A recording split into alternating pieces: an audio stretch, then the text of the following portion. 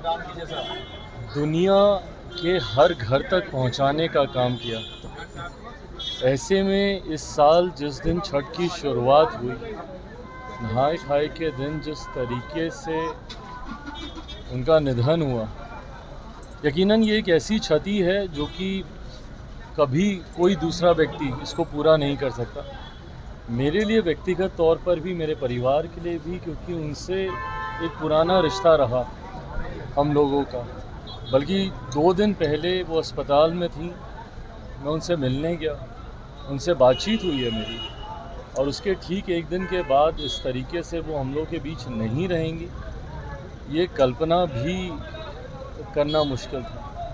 पर बहरहाल जहाँ कहीं भी हों, भगवान उनकी आत्मा को शांति दे।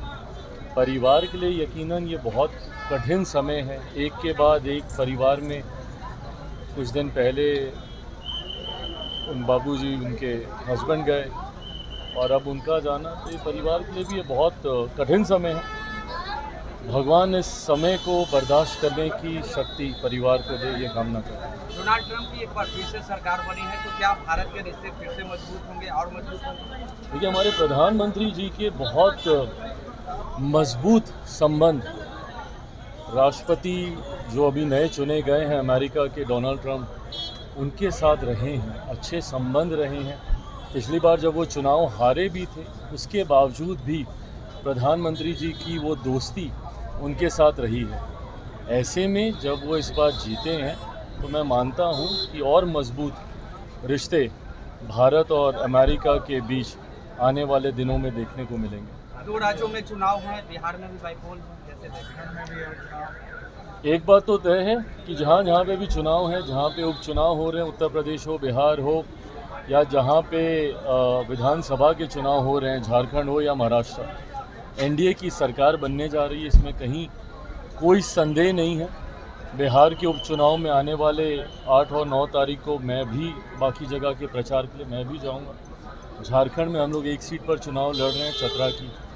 10 और 11 को झारखंड में अलग अलग सीटों पर, जहाँ पे भारतीय जनता पार्टी की भी है, और चतरा अपनी सीट जहाँ पे हम लोग चुनाव लड़ रहे हैं, वहाँ पर भी मैं प्रचार करने में जाऊँगा।